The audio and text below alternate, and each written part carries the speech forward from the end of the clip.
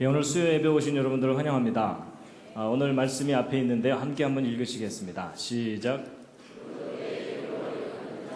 곧 내가 내 영광을 위하여 창조한 자를 오게 하라. 그들을 내가 지었고 만들었느니라. 나 여호와가 말하노라. 너희는 나의 증인, 나의 종으로 택함을 입었나니 이는 너희로 나를 알고 믿으며 내가 그인 줄 깨닫게 하려 함이라. 나의 전에 지음을 받은 신이 없었느니라. 나의 후에도 없으리라. 여기 말씀에 너희는 나의 증인 이렇게 되어 있는데, 증인은 증거를 가지고 있는 사람들을 증인이라고 합니다. 또는 증거를 알고 있는 사람들을 증인이라고 합니다. 이제 오늘 그 성경에 대한 또 다른 이제 증거를 이제 말씀드리려고 합니다. 먼저 옆에 있는 분들과 인사를 하시겠습니다. 반갑습니다. 잘 오셨습니다.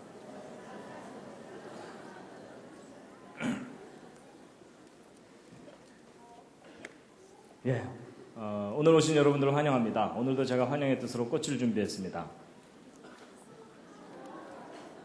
예, 컴퓨터에 넣어놔서 시들지도 않습니다. 예, 오늘은 네 번째 이야기, 기적과 영혼, 과학, 기적, 영혼. 성경에 나오는 그 기적 그리고 영혼에 관해서 우리가 어떻게 이해해야 하는가에 대해서 말씀드리려고 합니다. 제가 이제 이 과학이 무엇이길래 이렇게 써놨는데요. 이제 왜 써놨냐면요. 여러분 예를 들어 오늘날 밤에 TV 토론 프로그램에서 어떤 주제를 가지고 아주 유명한 과학자와 아주 유명한 성직자, 뭐 예를 들면 목사님 이렇게 나오셔서 그 주제를 갖고 토론을 하면 일반 시청자들이 누구의 말을 더 믿을까요? 그렇게 대답하시면 목사님들께서 섭섭해하지 않으실까요? 예. 근데 이제 지금 현재 현상이 좀 그렇습니다. 그렇죠? 과학자들의 말을 좀 더 믿는 경향이 있습니다. 근데 왜 그렇죠? 이유가 있을 텐데요. 예, 보통 일반 사람들의 생각에는 과학자들은 뭔가 증거를 갖고 얘기한다. 그리고 또 과학자들은 뭔가 객관적으로 얘기해준다. 이런 게 있습니다. 그럼 목사님들은 안 그러신가요?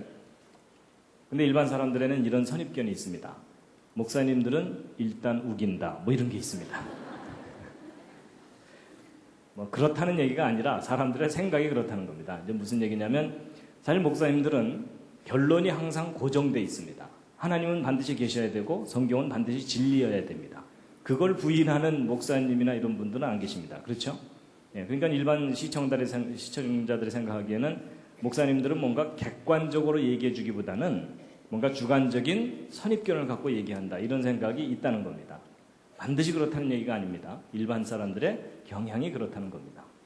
그런데 그런 만큼 오늘날 과학자들의 영향력이 큰 시대가 됐습니다. 그래서 과학자들이 하는 말은 거의 무비판적으로 믿습니다. 최근의 사건 빼고는요. 근데 이번에 그 황우석 교수님 그 사건이 어찌 보면 잘 터졌습니다. 왜냐하면 과학자들에 대한 무조건적인 신뢰가 별로 바람직한 게 아니구나라는 그런 교훈을 얻었기 때문에 오히려 잘된 것인지도 모릅니다. 어떤 편견을 깨트릴 수 있는. 근데 이제 오늘날 어쨌든 과학의 영향력이 아주 큰 시대이기 때문에 과학에 대해서 잘 모르면 과학자들이 하는 일을 무조건 믿어야 됩니다. 그렇죠? 그래서 이제 오늘 제가 이제 앞부분에서는 과학이 무엇인지에 대해서 생각을 좀 정리를 해드리고 그 다음에 이제 그런 정리된 과학에 대한 생각을 가지고 기적, 영혼에 대해서도 이제 설명을 드리려고 합니다. 여러분, 이것은 저의 미래의 모습이 아닙니다. 예. 여러분, 보통 그 진화론과 창조론 문제를 얘기할 때, 객관성을 갖고 엄밀하게 이야기하기가 쉽지가 않습니다. 그렇죠? 예. 그래서 이제 기독교인들은 무조건 창조가 옳아야 되고, 또 일반 사람들은 무조건 진화가 옳아야 되고, 이렇게 되죠? 그래서 이제 오늘 이 시간에는요, 여러분들이 믿음은 좀 내려놓으시고요, 어느 쪽이 더 옳으냐 하는 걸 좀 이야기하려고 합니다. 근데 일반 사람들이 어느 것이 더 옳으냐라는 걸 얘기할 때 따지는 게 뭐냐면 과학적인 합리성을 따집니다. 그래서 이제 어느 쪽이 이제 그 더 과학적이냐 하는 건데요. 제가 이제 대학에서 이 창조 진화 이런 문제에 대해서 이제 교양 강의를 하고 있는데 한 학기 끝나고 나서 채점할 때 약간 착잡한 마음이 드는 게 뭐냐면 기독교인 학생들이 오히려 논리가 부족합니다. 믿지 않는 학생들이 오히려 논리 정연하게 뭔가를 막 얘기하려고 애를 쓰고 있고, 기독교인 학생들 답안지를 채점하다 보면 대략 요점이 이겁니다. 지는 잘 모르지만 믿어요. 뭐 이겁니다. 그래서 어떤 합리적인 이 답안지를 쓰기보다는 일단 믿는다는 것에 초점을 맞춰서 막 믿음을 드러내는 그런 답안지를 쓰는데, 제가 그런 답안지에는 점수를 안 줍니다. 예. 그러니까 믿는 것도 중요하지만 그 믿음에 대한 타당한 변증이 있어야 되거든요. 근데 이제 그게 기독교인들에게 약합니다. 그게 이제 왜 그러냐면 오랫동안 기독교가 묻지마 신앙을 강조했기 때문에, 따지고 믿으면 믿음이 아니다 이런 교육을 받았기 때문에 그런 경향이 있습니다. 자, 여러분 그 과학이라는 기준을 가지고 교과서의 진화론과 성경의 창조론 이렇게 따지면은 어느 쪽으로 기울 거라고 보통 사람들이 생각하냐면 진화론 쪽으로 기울 거라고 생각합니다. 이쪽이 더 과학적이라고. 심지어 그 기독교인들조차도 성경이 더 과학적이다 이렇게 생각하는 사람 별로 없습니다. 그런데 이제 지금 현재 문제가 뭐냐면요. 교육계든 과학계든 교과서의 진화론만 인정하는 분위기입니다. 그렇죠? 이런 와중에 뭐 성경의 창조가 더 과학적이다 이렇게 주장하는 과학자는 사이비 과학자 취급을 받습니다. 그렇죠? 근데 여러분들은 지금 안타깝게도 지금 몇 주째 계속 누구한테 강의를 들으시는 겁니까? 소위 그 사이비 과학자에게 강의를 들으시는 겁니다. 그러니까 여러분 정신 바짝 차리셔야 됩니다. 여러분 제가 비교적 말을 잘하죠. 그리고 여러분은 거의 혼수 상태죠. 그냥 제가 여러분들을 얼마든지 속일 수가 있습니다. 그래서 여러분 정신 바짝 차리고 제 얘기를 들으셔야 됩니다. 그래서 제 얘기 중에 뭐 틀린 거 없나 이런 것도 생각하셔야 됩니다. 근데 이제 과학이라는 기준을 갖고 이제 따져봐야 되는데요. 여러분 그 길이를 재려면 자가 반듯해야 됩니다. 그렇죠? 예. 삐뚤빼뚤한 자를 가지고 길이를 재는 것은 의미가 없습니다. 그런 것처럼 어느 쪽이 더 과학적이냐라는 걸 말하려면 과학이라는 기준이 반듯해야 됩니다. 맞죠? 자기가 잘못된 과학에 대한 개념을 갖고서 이게 더 과학적이다, 저게 더 과학적이다 이렇게 말하는 건 의미가 없습니다. 그래서 이제 과학이라는 기준을 우리가 좀 분명하게 할 텐데요. 여러분 그 제가 말하는 과학은 자연과학입니다. 요즘 이제 과학이라는 용어가 사람들에게 상당히 설득력이 있기 때문에 뭐 인문과학, 사회과학 이러면서 뒤에 과학자를 많이 붙여왔는데 저는 물질 세계에 대한 자연과학이라는 용어로 과학이라는 용어를 쓸 겁니다. 근데 여러분 오늘날 그렇게 과학 그러는데 과학이 뭐죠? 옆에 있는 분과 한번 상의해 보시기 바랍니다. 과학이 뭐죠? 갑자기 너무 뜬금없는 질문을 했죠? 예, 과학이 뭡니까? 그랬더니 어떤 분이 침대요 뭐 이러시더라고요.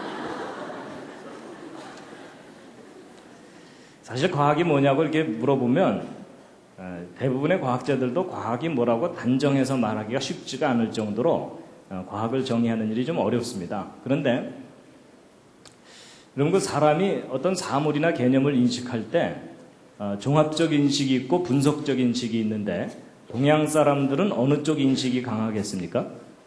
네, 종합적 인식이 강합니다. 이 서양 사람들은 분석적 인식이 발달되어 있고요. 그래서 오히려 서양 사람들이 더 체계적으로 과학을 잘 발전시켰는데 여러분 사과가 뭐냐라는 것에 대해서도요. 사과가 둥글고 빨갛고 맛이 시고 이렇게 차근차근 조목조목 나눠서 이야기를 하면 듣는 사람들이 훨씬 쉽게 이해를 할 수가 있습니다.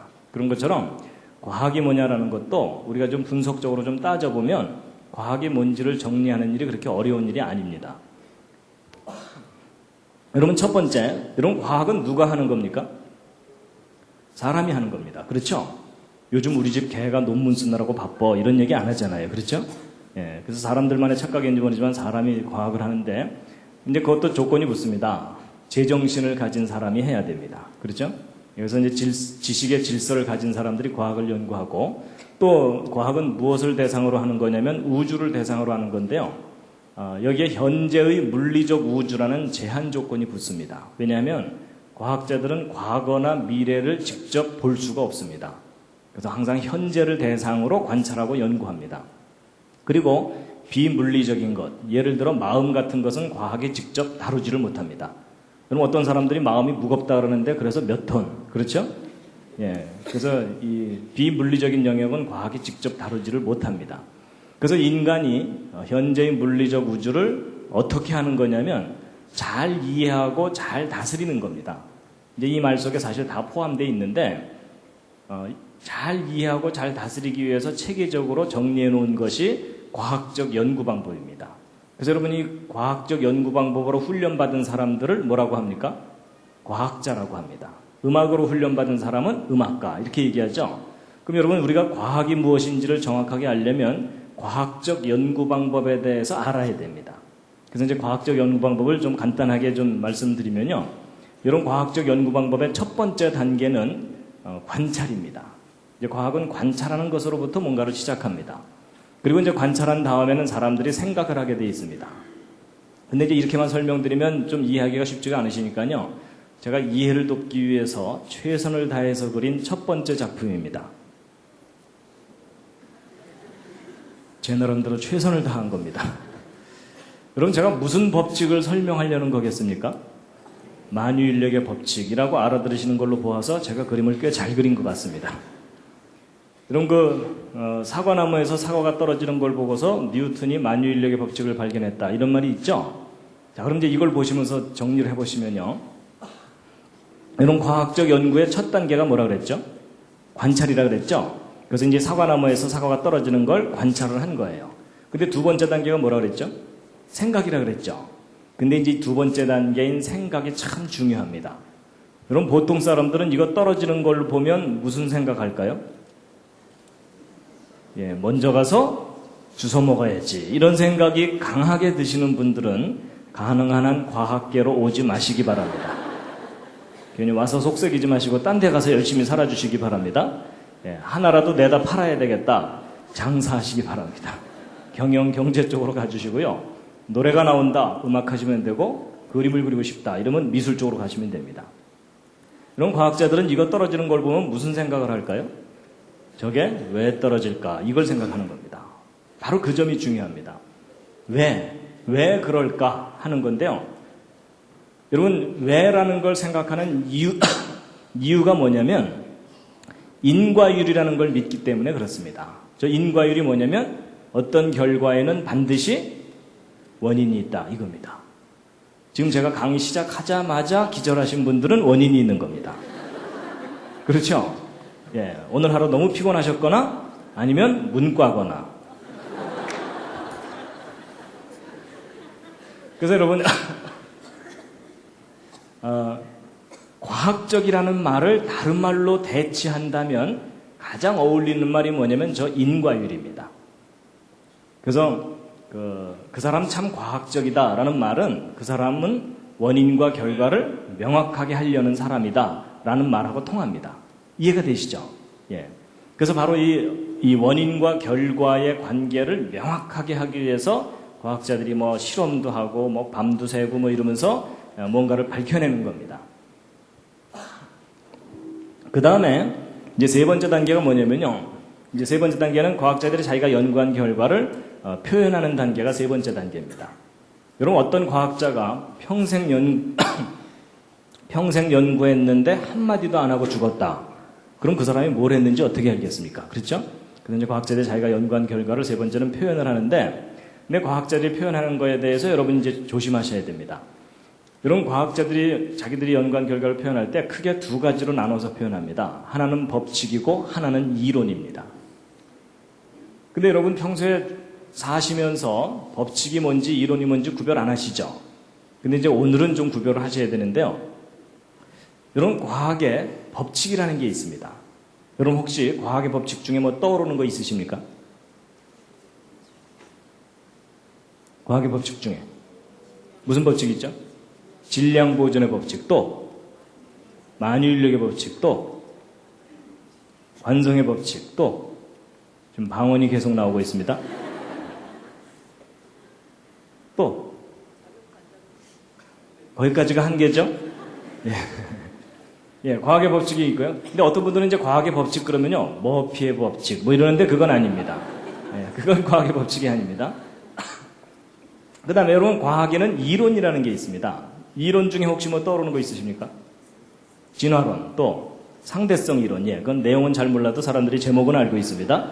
그 다음에 또 뭐 양자론, 그리고 한계적. 그렇죠? 예. 근데 이제 보세요. 여러분, 과학에서 어떤 건 법칙이라고 하고 어떤 건 이론이라고 하거든요. 그래서 예를 들어 만유인력의 법칙 이렇게 얘기하지 만유인력의 이론 이렇게 얘기 안 합니다. 그리고 이제 널리 알려진 것 중에 하나가 이제 빅뱅 이론이 있잖아요. 이 우주가 맨 처음에 뻥 터지면서 시작됐던 빅뱅 이론. 근데 그 빅뱅 이론은 빅뱅 이론 이렇게 얘기하지 빅뱅의 법칙 이렇게 얘기 안 합니다. 그러면 그렇게 구별한다는 것은 무슨 기준이 있으니까 구별하겠죠. 그 기준이 뭘까요? 그게 중요한데 그게 뭐냐면 실험적인 증명입니다. 실험적인 증명. 쉽게 얘기하면 다시 눈으로 확인할 수 있는 것 이겁니다. 그래서 다시 관찰할 수 있어야 되고 예외가 없을 때 법칙이라고 합니다. 그래서 여러분 예를 들면 이겁니다. 여러분 이거 놓으면 떨어지고 놓으면 떨어지고 이거 하루 종일 놔도 하루 종일 떨어지죠. 여러분 이거 하루 종일 놓으면 얘가 미안해서라도 한 번은 옆으로 가줘야 되잖아요. 그렇죠? 근데 희한하게도 얘는 하루 종일 놔도 하루 종일 떨어져요. 그러니까 늘 다시 관찰이 가능하고 예외가 없을 때 이걸 법칙이라고 얘기합니다. 그래서 이것은 만유인력의 법칙. 그러니까 이건 확실한 거예요. 근데 이제 이론은 뭐냐?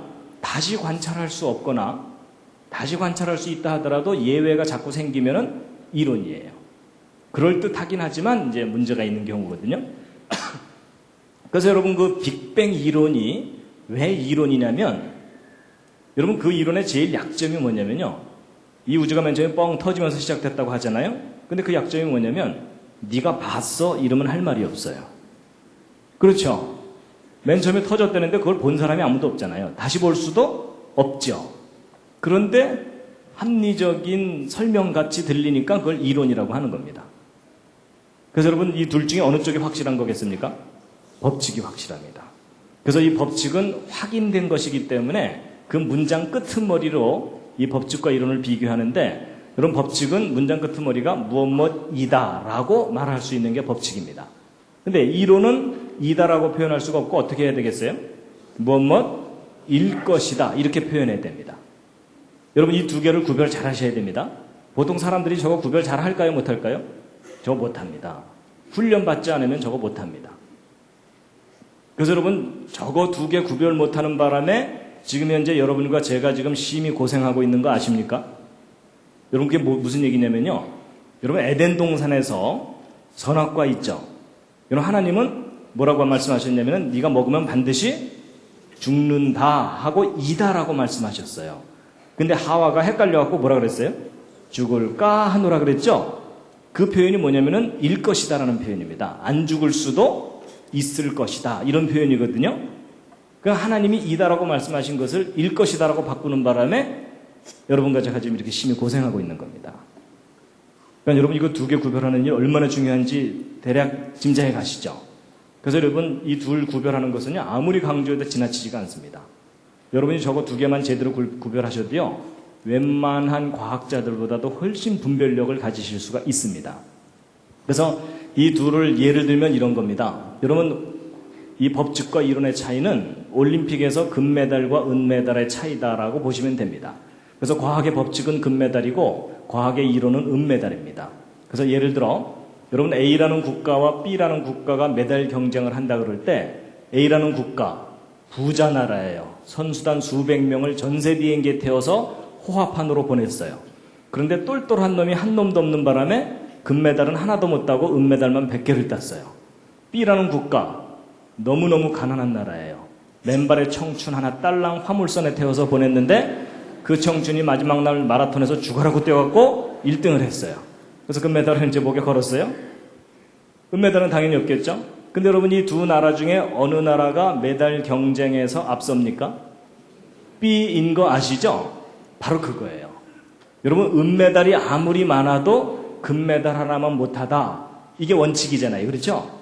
근데 그게 과학에서 법칙과 이론의 차이라고 보시면 돼요.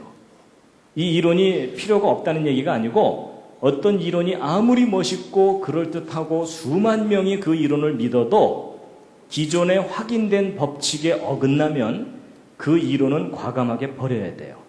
아니면 처음부터 다시 한번 검토해 보든지. 그래서 여러분, 법칙에 근거해서 이론을 평가하는 것이 옳은 방법이지, 이론에 근거해서 법칙이 틀렸네 어쩌네 이러는 사람을 만나면 어떻게 해줘야 됩니까? 잘 돌봐줘야 됩니다. 여러분, 이거 생각하면 굉장히 쉬운 얘기인데, 근데 의외로 나름대로 열심히 공부했다고 하는 과학자들도 저 둘을 헷갈립니다. 그래서 여러분, 저 법칙이 우선이고 이론이 그 다음이다. 이거를 여러분이 명심을 하셔야 됩니다. 예. 그 다음에 이제 네 번째가 이제 뭐냐면요, 이런 법칙과 이론을 응용하는 단계인데, 그런 걸 응용해서 이제 이런 것들을 만들어내는 겁니다. 근데 여러분, 일반 사람들은요, 법칙이 뭔지 이론이 뭔지 아무 관심 없어요. 그렇죠? 예, 휴대폰이나 빨리 새로 만들어내라 뭐 이러면서 이제 살고 있는 겁니다. 자, 그래서 여러분, 제가 지금까지 과학이 뭔지를 좀 정리를 해드렸는데 정리가 좀 되셨습니까? 아니, 이해는 했는데 정리가 안 된다는 게 특징입니다. 그럼 과학이 뭐죠? 옆에 있는 분과 한번 서로 얘기해 보시죠. 과학이 뭐래요? 예, 그럴 때는요, 제정신을 가진 인간이 현재의 물리적 우주를 잘 이해하고 다스리는 건데, 그걸 잘 이해하고 다스리려면 과학적 연구 방법이 필요하다. 과학적 연구 방법은 4단계가 있는데 그 중에 첫 단계가 어쩌고 저쩌고 이렇게 되면 됩니다. 자, 이제 이해가 되셨죠? 예. 근데 이제 기왕 이제 과학을 정리를 하니까 한두 가지만 말씀드리고 이제 그 다음 얘기를 할 텐데요. 이런 과학 연구를 왜 하냐면요, 가장 고상한 대답은 진리 탐구를 하자고 하는 겁니다. 좀 더 보편적인 대답은 행복하자고 하는 거죠. 근데 예전에는 인간만 행복하면 된다고 생각하다가 환경과 생명체가 다 중요하다, 이런 공존의 논리가 지금 생겼습니다. 근데 여기서 이제 중요한 게 뭐냐면요, 여러분, 과학을 연구하면 편리함이 얻어집니까? 평안함이 얻어집니까? 편리함이 얻어지죠. 근데 여러분, 행복하려면 편리함이 필요합니까? 평안함이 필요합니까? 둘 다 필요합니다. 여러분, 집이 머신 분 오늘 이 수요 예배 오시느라고 집에서부터 걸어왔다. 행복하시겠어요? 그래서 여러분, 우리 하도 고상하다 보면은 평안함만 중요하고 편리함이 중요하지 않다고 생각할 수도 있는데 아닙니다. 둘 다 중요합니다. 그렇죠? 근데 문제는 오늘날 사람들이요, 편리함을 얻기 위해서는 과학을 발전시켜야 된다는 건 너무나 잘 알아요. 맞죠? 근데 이 평안함을 얻기 위해서는 어떻게 해야 되는지를 잊어먹어 버렸어요. 그렇죠? 예. 근데 이제 희한하게도 현대인들이 편리함은 참 많이 얻는데 뭘 잃어버렸습니까? 평안함을 잃어버렸습니다. 그래서 결코 행복하지가 않습니다. 그래서 이 둘을 균형을 맞추는 일이 참 쉬운 일이 아니죠. 그렇죠? 예. 자, 이제 그 다음 이야기들이 더 있긴 한데요, 이거 다 했다가는 오늘 2시간 이상을 해야 되기 때문에 제가 좀 줄이면서 하겠습니다. 여러분, 이것도 이제 중요한 부분인데, 저는 기침이 조금 아직 안 나서 가끔 이렇게 울컥울컥 하더라도 좀 양해해 주시면 감사하겠습니다.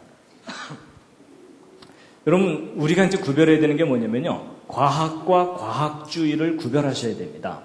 여러분, 제가 보통 이렇게 성경을 과학적으로 이렇게 설명하고 이렇게 증거를 하고 다니다 보면요, 가끔 아주 보수적인 입장을 가진 목사님이나 장로님들이 성경 무조건 믿으면 됐지 뭘 따지고 믿으려고 그러느냐, 이런 얘기를 하시는 경우가 있거든요. 근데 여러분, 그건 오해입니다. 여러분, 한번 생각해 보세요. 여러분, 이 우주 만물을 창조하신 분이 하나님이시죠. 그럼 하나님께서 이 우주의 법칙과 질서를 부여하셨죠. 근데 과학은 무엇을 하는 거냐면 이 우주의 법칙과 질서를 발견해내고 이해하는 겁니다. 그렇다면 여러분, 과학을 연구하면 당연히 어떤 결론이 나오게 되어 있냐면 하나님이 계시다는 것과 이 세상이 창조되었다는 것, 그리고 성경이 진리라는 것이 반드시 드러나게 되어 있습니다. 근데 문제는 과학이 잘못된 게 아니라 잘못된 과학주의가 잘못된 겁니다. 그래서요, 과학은요, 하나님이 창조하신 여러 가지 영역 중에 하나입니다. 이런 많은 영역 중에 하나입니다. 여기에 지금 자기 전공이 없다 그래서 너무 섭섭해하지 마시기 바랍니다. 칸이 모자라서 몇 개만 쓴 겁니다. 그래서 여러분, 우리가 버려야 되는 건 과학주의를 버려야 되지 과학을 버리면 안 됩니다. 여러분, 오늘날 기독교가 과학을 무시하면서 왔기 때문에 오히려 큰 손해를 봤습니다. 학교에서 진화론을 과학인 것처럼 가르치는 것에 대해서 교회가 지금 아무 말도 못하고 있습니다. 니네들이 뭘 아냐 이러면은 별로 할 말이 없어요. 그렇죠? 예.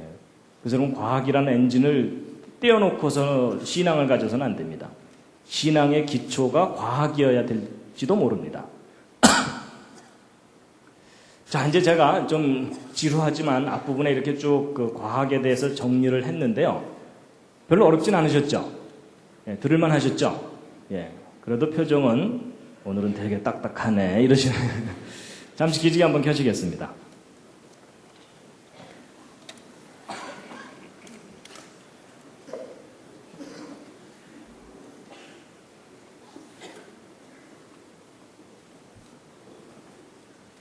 예, 지난주에는 인생 계획이 없던 지질학 공부를 하셨습니다. 예, 근데 이제 오늘은 또 뭐 과학이 뭐 이거 저럭쿵 지금 얘기를 해서 좀 딱딱하다고 느끼실지도 모르는데요. 이제 제가 이제 좀 이따 기적, 영혼 이런 걸 얘기하려면 과학을 정리를 해야만 그게 설명이 가능합니다. 그래서 이제 할 수 없이 제가 이렇게 말씀을 드린 거고요. 자, 근데 이제 보세요. 이제 과학이 무엇인지를 이렇게 좀 정리를 해놓고 나면 과학의 한계가 보입니다.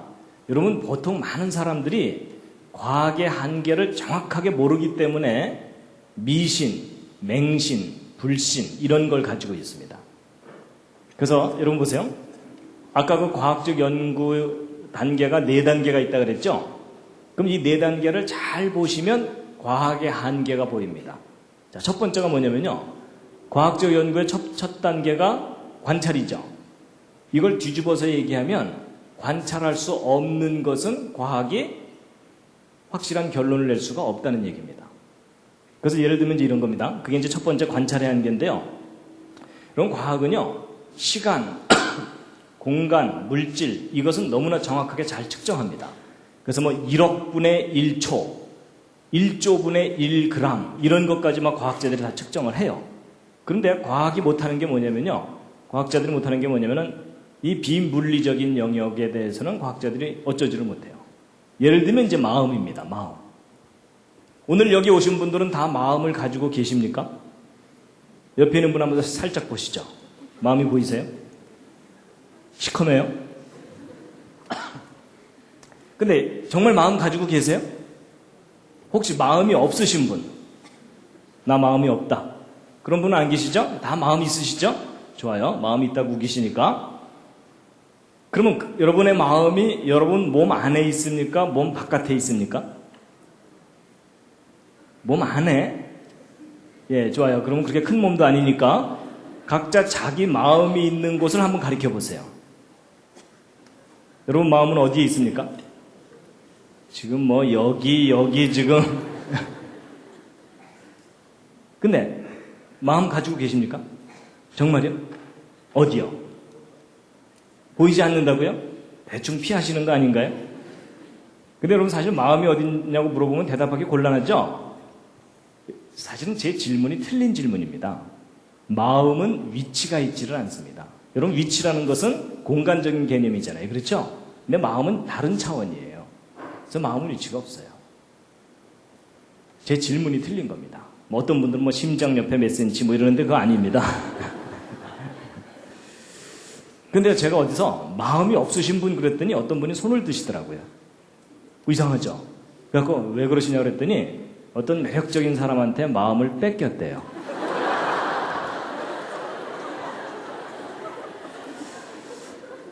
그래서 저도 뭐 할 말이 없어갖고 조만간 도로 찾으시죠. 뭐 이러고 이제 그러고 말았는데요. 그러니까 여러분 잘 뭐 그런 경우 빼고 마음은 다 있다고 믿잖아요. 그렇죠? 근데 있지만 눈으로 안 보이죠. 여러분 그 점이 참 중요합니다. 존재하지만 눈에 안 보이는 대상이 있다는 얘기입니다. 근데 그런 걸 모르면 과학주의에 빠지는 거예요. 예를 들면 그게 이거예요. 사람들한테 하나님 믿으십시오. 그러면 사람들의 1차적인 반응이 뭐예요? 보여줘봐, 믿게, 뭐 이러죠. 여러분 보여줘봐, 믿게 라고 말하는 그 말에 어떤 생각이 들어있는 거예요? 과학주의적인 생각이 들어있는 거예요. 눈으로 볼 수 있는 것만 존재한다고 믿겠다라는 입장이잖아요. 그렇죠? 여러분 그런 걸 과학주의라고 얘기해요. 근데 그 과학주의는 결코 틀린 생각이에요. 맞죠? 그럼 그 사람은 마음도 봐야 믿겠네요. 그렇죠? 그럼 그 사람 내가 너를 사랑한다니까 이러면은 보여줘봐 뭐 이럴 거 아니에요. 그렇죠? 그래서 여러분 이 과학은 관찰할 수 있는 범위 내에서만 무언가를 한다는 걸 모르면 뭐든지 다 관찰해야 된다고 생각하는 그런 걸 과학주의라고 얘기하는 겁니다. 이해가 되시죠? 예. 그러니까 그런 분들을 만나면 어떻게 해야 돼요? 잘 돌봐드려야 됩니다. 예. 과학의 한계를 모르는 사람이거든요. 그 다음에 이제 그래서 마음은 심리학이라는 영역에서 따로 다루고요. 물론 이제 과학이 좀 도움을 주기는 합니다. 그 다음에 이제 정신이라든지 영혼 이런 것도 있습니다. 여러분 영혼.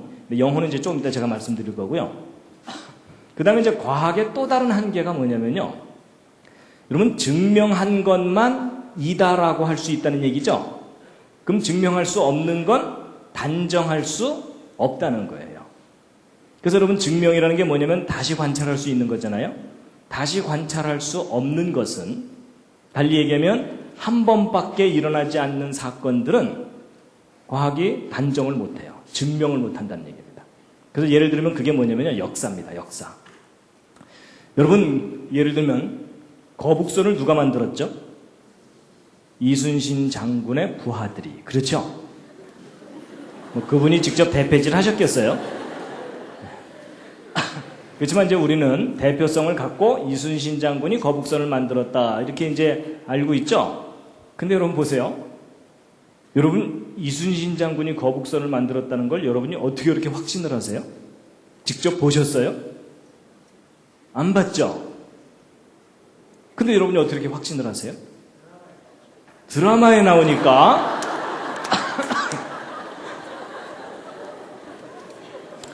옆에 있는 분이 잘 돌봐드리시기 바랍니다.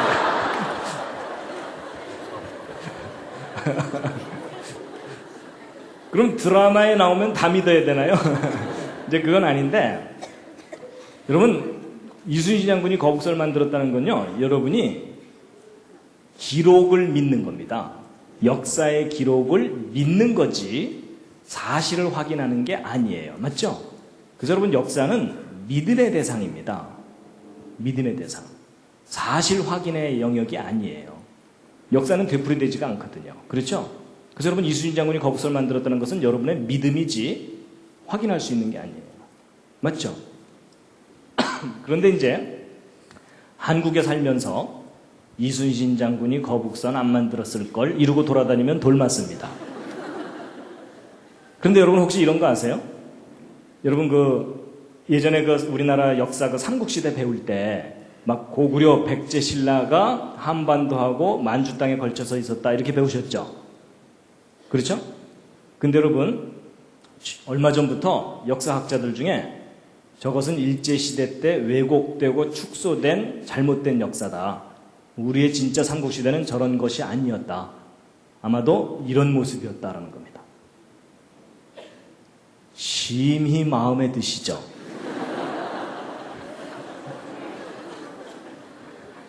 그렇죠?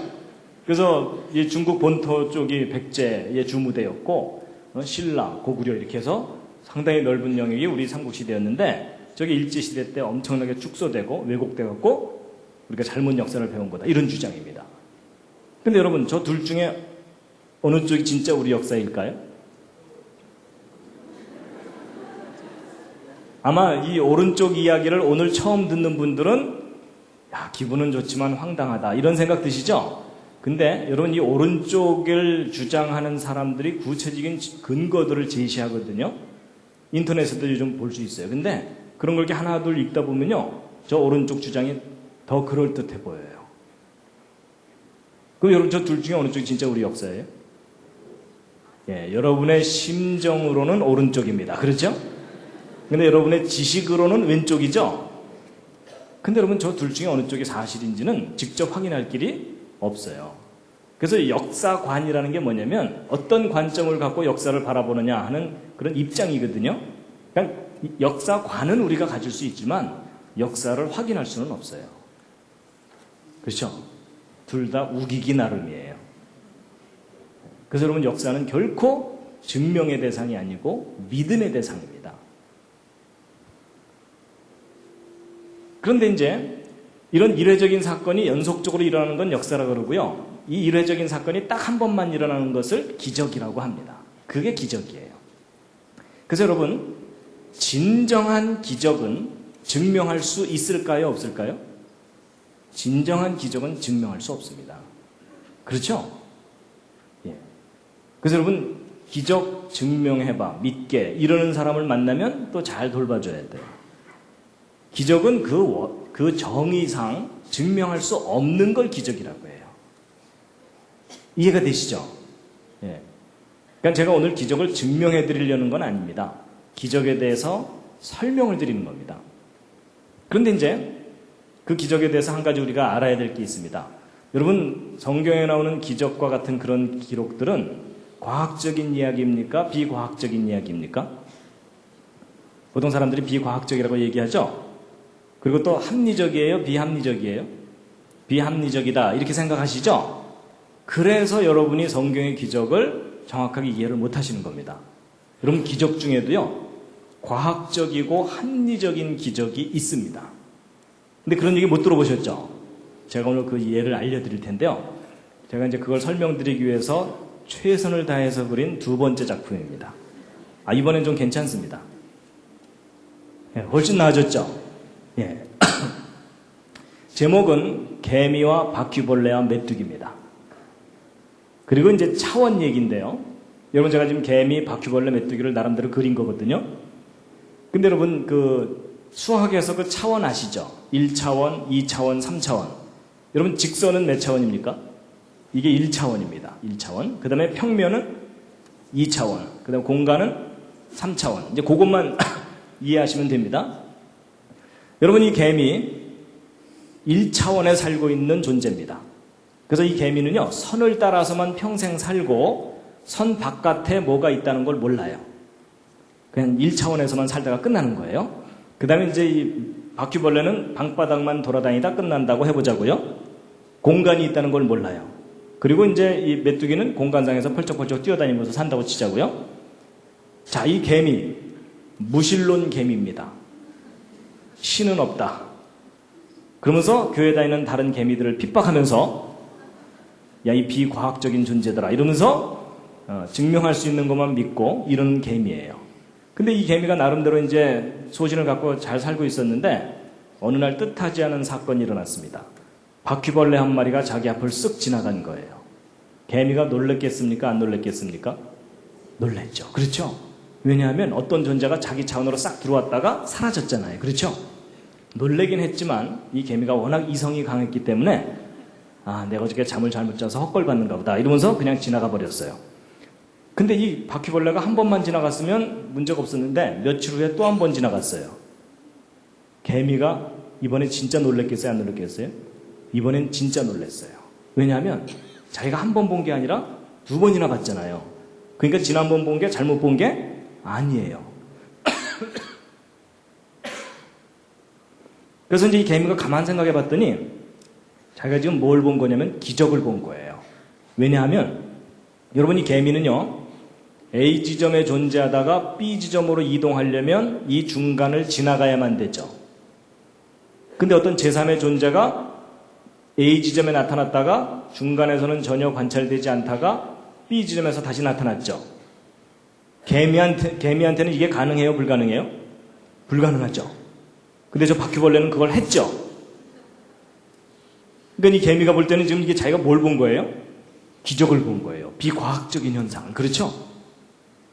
개미가 너무나 놀래갖고 그날 이후로 방탕했던 과거를 청산하고 신이 존재한다는 걸 믿게 된 거예요. 근데 이 개미에게 누가 신이에요? 바퀴벌레가 신이에요. 그래갖고 이 개미가 막 이제 주변 사람들한테 전도를 다니기 시작한 거예요. 신은 있다. 내가 체험했다. 이러면서 회개하라. 뭐 이러면서. 그래갖고 이 개미가 아주 신앙심이 깊은 개미가 됐는데 이 개미의 신앙이 점점 발전해갖고 무슨 신앙으로 발전했을까요? 재림 신앙으로 발전했습니다. 언젠간 다시 오실 거다. 이러면서 사는 거예요. 이해가 되시죠? 자, 그런데 이제 이 바퀴벌레는 자기가 개미에게 신적인 존재가 되는지도 모르고 방바닥에 빵 부스러기 찾아서 열심히 돌아다니고 있다가 이 바퀴벌레도 똑같은 상황을 경험한 거예요. 뭐냐면 메뚜기 한 마리가 자기 차원으로 들어온 거예요. 놀랬겠죠? 놀랬지만 이제 바빠서 그냥 살다가 어느 날 사라졌어요. 뛴 거죠. 그 다음 며칠 후에 다시 나타났어요. 기적이죠. 그렇죠? 그래갖고 이 바퀴벌레도 이 두 번째 메뚜기가 나타난 날 방탕했던 과거를 청산하고 이 메뚜기를 따라다니면서 저를 제자 삼아 주시옵소서 이러면서 이제 한동안 다니다가 어느 날 또 메뚜기가 또 뛰었어요. 승천한 거죠. 그렇죠?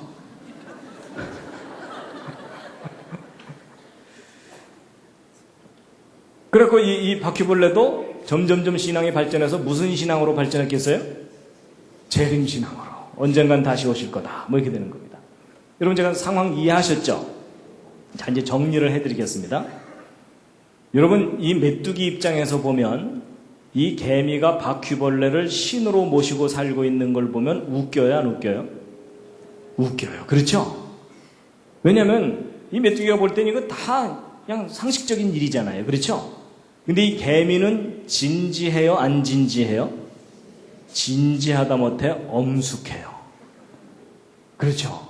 그래서 이 개미는 그분의 이름을 함부로 부르지 말아라. 뭐 이러면서 그러니까 여러분 이 메뚜기가 볼 때는 모든 게 상식적이고 과학적인 일인데 이 개미가 볼 때는 다 비과학적이고 비상식적이고 다 기적이에요.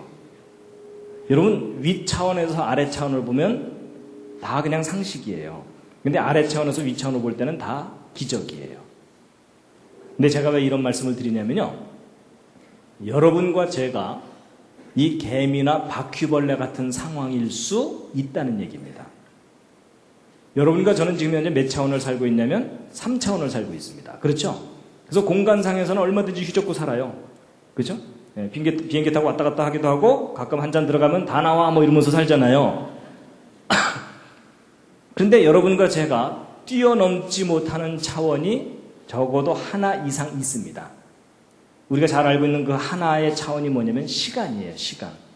그래서 여러분과 저는요. 지금 현재 같은 시간에서 함께 살아가고 있습니다. 그렇죠? 그래서 여러분 지난주에 뵀으니까 이번 주에도 또 만났잖아요. 그렇죠?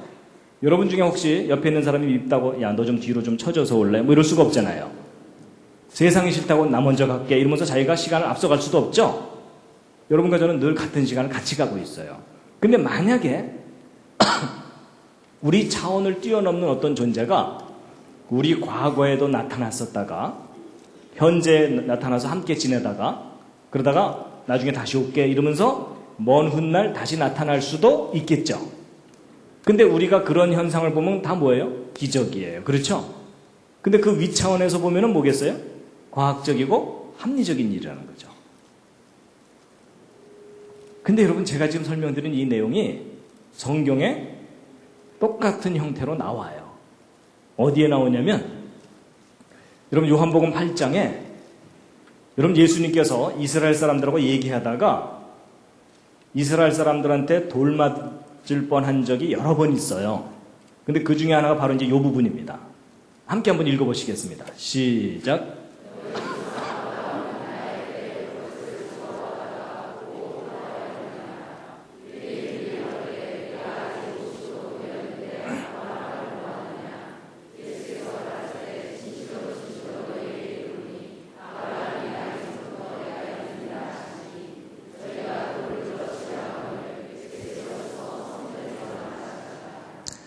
여러분 보세요. 예수님이 2000년 전에 이 땅에 오셨을 때에 이스라엘 사람들하고 얘기하다가 무슨 얘기를 했냐면 야 니네들 조상 아브라함이 태어나기 전부터 내가 이미 있었다 이 얘기를 한 거예요. 그때는 이스라엘 사람들이 막 화가 머리끝까지 치밀어 갖고 돌을 들어서 예수를 쳐 죽이려고 했거든요. 근데 여러분 내가 니네들 조상 아브라함보다 먼저 있었다는 말이 그렇게 돌로 쳐 죽일 정도로 그렇게 심각한 말인가요? 그래요 안 그래요? 근데 별로 느낌이 안 오시죠? 네, 느낌이 안 오시는 이유는 저 말을 여러분이 아직 못 알아들어서 그러신 겁니다. 여러분 누군가가 여러분한테 내가 당신 할아버지 업어서 키웠어 이러면은 이제 느낌이 오시죠? 그 얘기예요. 여러분 예전에 시골에서는요 친구들끼리 막 놀다가 화나면은 상대방 아버지 이름을 막 부르는 거예요. 모욕하는 거잖아요. 그렇죠? 근데 그보다 더 심한 게 저거예요. 여러분 이스라엘 사람들 조상이 아브라함이잖아요. 근데 그 아브라함보다도 할아버지다 그 얘기를 하고 있는 거잖아요. 그렇죠? 그러니까 이스라엘 사람들이 막 화가 머리까지 치밀어 갖고 자기 조상을 모독한다 그래서 죽이려고 그러는 거예요. 이해가 되시죠? 상황이. 근데 여러분 예수님이 하신 말씀은 그 말이 아니고요. 예수님은 창조자이셨기 때문에 창조 때부터 계셨었고, 그렇죠? 그러다가 세월 지난 후에 지금 2000년 전에 이 땅에 오셔서 이스라엘 사람들과 좀 대화를 하고 계시는 거예요. 그러다가 예수님 또 뭐라 그러세요? 너희가 나를 한동안은 또 못 볼 거다. 내 마지막 때가 되면 내가 다시 올 거다. 그러셨죠?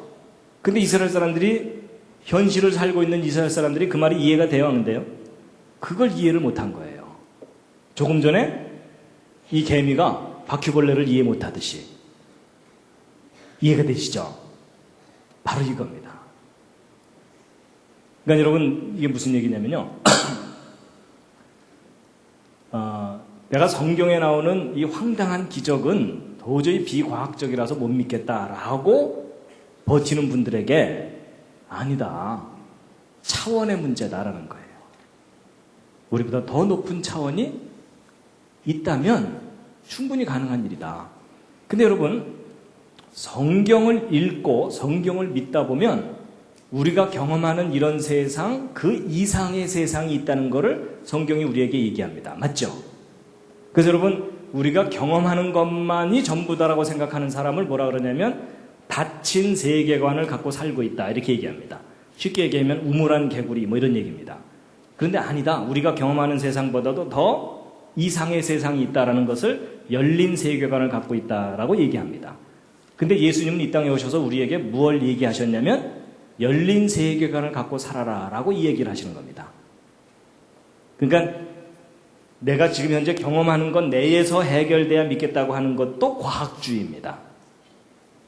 근데 성경은 그 과학을 뛰어넘는 이야기를 하고 있다는 겁니다. 이해가 되시죠? 그래서 여러분 성경에 나오는 기적은 황당하기 때문에 절대 못 믿겠다 이러는 분들에게 바로 이 비유를 좀 설명을 드리면 이해를 좀 하시더라고요. 그래서 이게 그 불후의 명작 개미와 바퀴벌레와 메뚜기입니다. 그래서 이 기적을 못 믿겠다고 하는 분들에게 어느 정도 설명하면 효과가 있으니까 앞으로 좀 사용해 보시기 바랍니다. 자, 잠시 기지개 한번 켜시고요. 옆에 있는 분 안마를 해드리도록 하겠습니다. 좌향좌 하셔서 옆에 있는 분 반갑습니다. 네.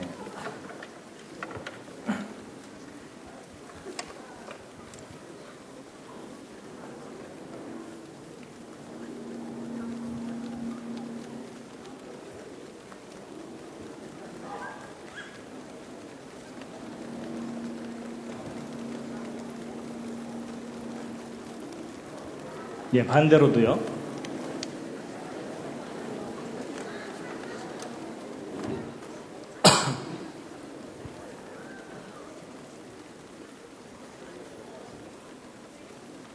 대충 하시면 안 됩니다. 옆에 있는 분이 오케이 할 때까지입니다. 예, 혼자 계신 분들은 혼자서라도 좀 이렇게 좀 몸을 좀 풀어주시고요. 예.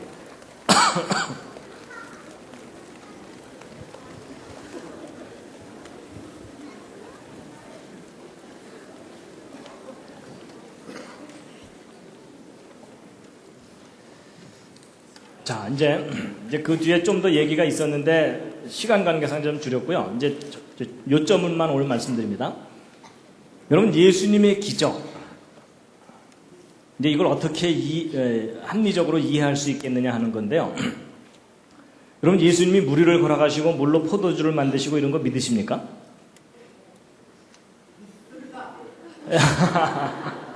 예, 한 분 믿고 계십니다. 예, 나머지 분들은 얘기 들어보고 그럴듯하면 믿고 뭐 이러신 것 같은데요.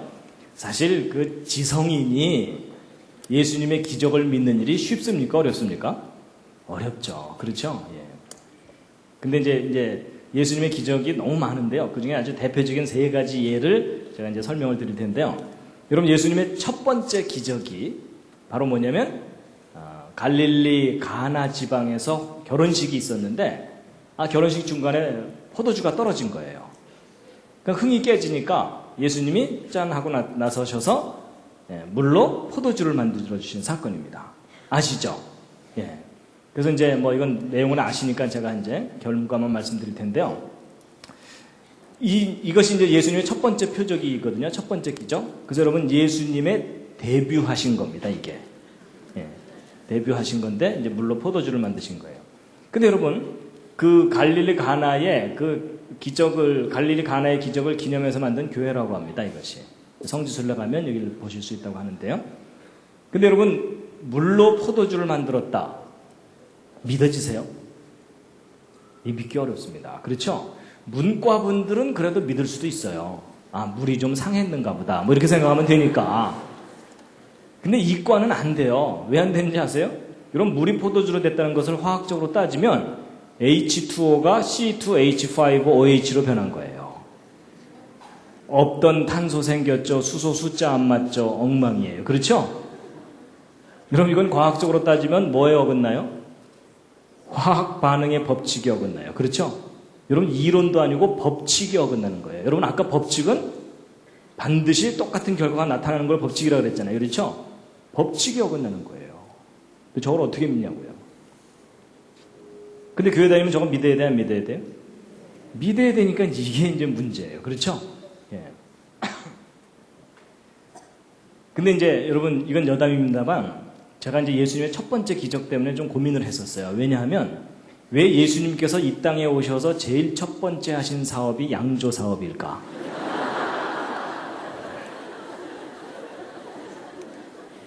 그게 좀 이상하더라고요. 저는 어렸을 때 교회 다니면 술 마시면 안 된다 이런 얘기를 하도 들어가지고 안 되는 줄 알았는데 놀랍게도 제가 믿는 예수님이 제일 첫 번째 하신 사업이 오히려 술을 만드신 거예요. 그것도 이미 잔치에 흥이 나가지고서 막 한참 취해 있는 사람들에게 술이 딱 떨어졌으면 기도하고 헤어집시다 이래야 되는데 오히려 더 좋은 술을 만들어 주신 거예요. 맞죠?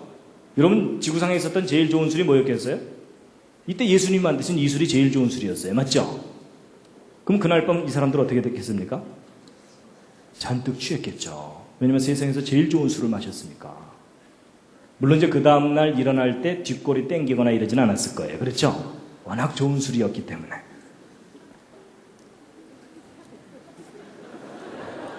뭐 이 말을 알아듣시는 분들은 이제 뭔가 수상한 분들입니다.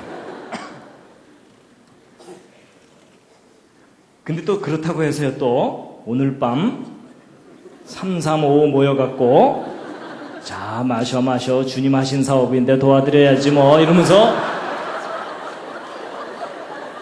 이러시면 곤란합니다. 예, 여러분 그 심오한 뜻을 헤아리기 전까지는 경솔하게 행동하시면 안 됩니다. 예, 하여튼 그렇고요. 그 다음에 이제 예수님의 또 다른 기적이 뭐냐면요. 이 기적은 너무 유명해요. 사복음서에 다 나와 있어요. 뭐죠? 예, 오병이어의 기적인데요. 예수님을 따라다니는 팬들이 많아갖고 어느 날 팬 관리 차원에서 그냥 배불리 먹여주신 거예요. 근데 재료는 뭐였냐면 꼬마가 도시락으로 싸운 듯한 떡 5개, 물고기 2마리로 5,000명을 먹이셨는데 그것도 여자와 아이 외에 5,000명이니까 여자 합치면은 10,000명, 거기다 애들 바글바글 이러면은 한 2만 명 정도 되는 사람들 배불리 먹인 건데 근데 믿어지세요? 근데 여러분 이 오병이어의 기적은 과학으로 따지면 무슨 법칙이 어긋납니까? 이게 그 유명한 질량 보존의 법칙이 어긋나요. 그렇죠? 아니 여러분 생각해 보세요. 떡 5개 고기 2마리 그래봤자 요만하잖아요. 근데 2만 명을 배불리 먹이려면 여기 가득하게 음식이 있어야 되는 거 아시죠?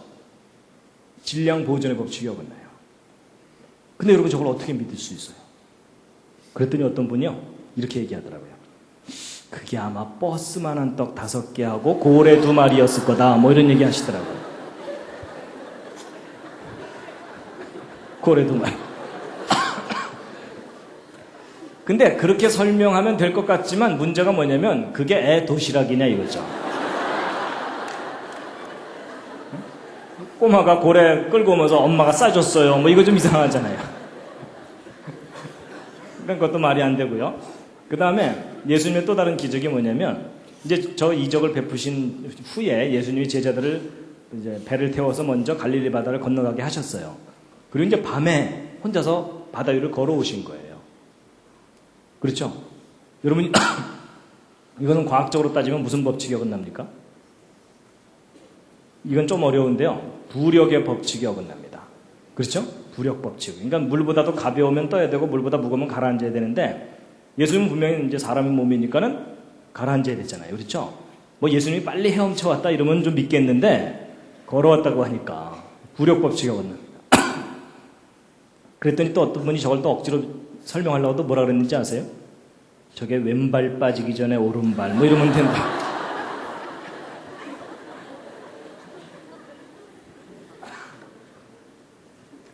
근데 여러분 보세요. 여러분 예수님이 행하신 기적마다 과학의 이론이 아니라 다 과학의 법칙에 어긋나요. 아니 이론에 어긋나면은 그 이론이 틀릴 수도 있다 이렇게 얘기하면 되잖아요. 그렇죠? 근데 법칙에 어긋나는 걸 어떻게 설명을 하냐고요. 근데도 여러분 저건 다 믿으시죠? 근데 여러분은 믿는다고 치더라도 저는 그래도 과학을 공부했다고 하는 사람인데 과학자의 양심을 버리지 않고 예수님의 기적을 믿을 수 있는 방법 좀 알려주실래요? 저를 좀 설득해 주시죠. 삥 둘러서서 그냥 안수기도 하나요? 주여 이자가 믿게 하여 주시옵소서 이래야 되나요? 근데 이제 제가 요점만 말씀드리면 이겁니다. 여러분 어떤 것을 맨날 이쪽에서만 보다가 전혀 다른 반대편에서 보면은 전혀 다른 모습이 보이는 경우가 있죠. 바로 그겁니다. 여러분 제가 예전에는요, 저 과학의 법칙에 어긋나는 저런 황당한 건 내가 절대로 못 믿겠다 이렇게 생각했었거든요. 근데 지금은 생각이 바뀌었어요. 어느 날 입장을 바꿔보니까는 저 기적이 깨달아지더라고요. 뭐냐면 여러분 저는 과학을 공부했기 때문에 과학의 법칙이 뭔지를 압니다. 절대로 예외가 없는 게 법칙이거든요. 그 법칙을 인간이 벗어날 수가 없어요.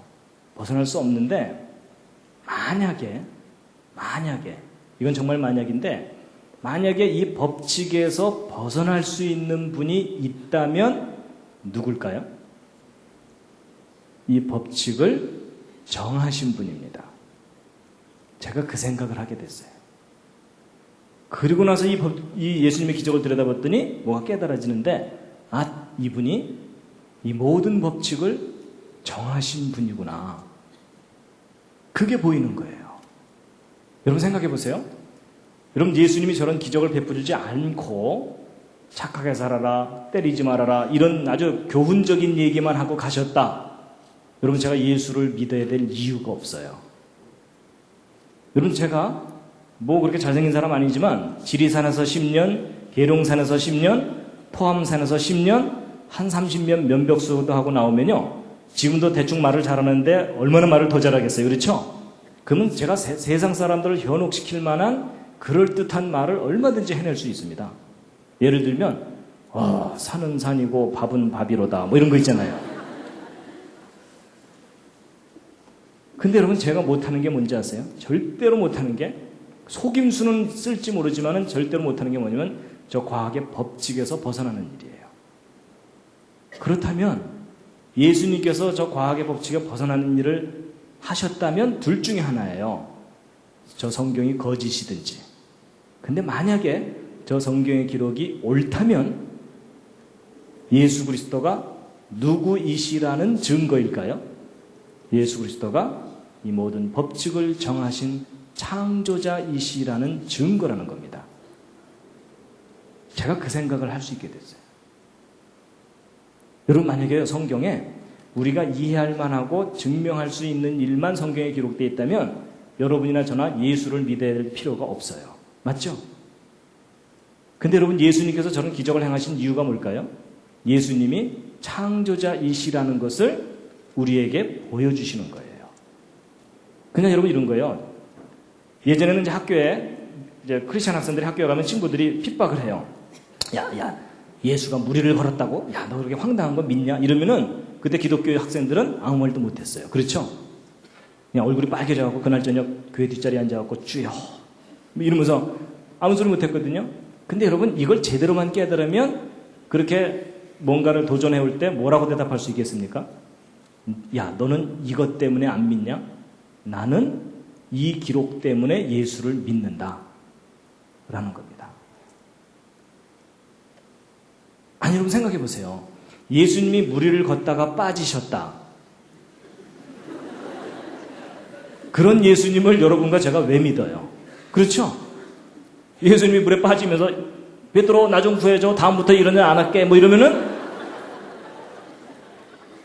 아니 생각해 보세요. 제정신을 가진 사람이면 그런 예수님을 자기의 구원자로 어떻게 믿냐는 거죠. 맞죠? 그래서 제가 말씀드리는 요점이 뭐냐면요.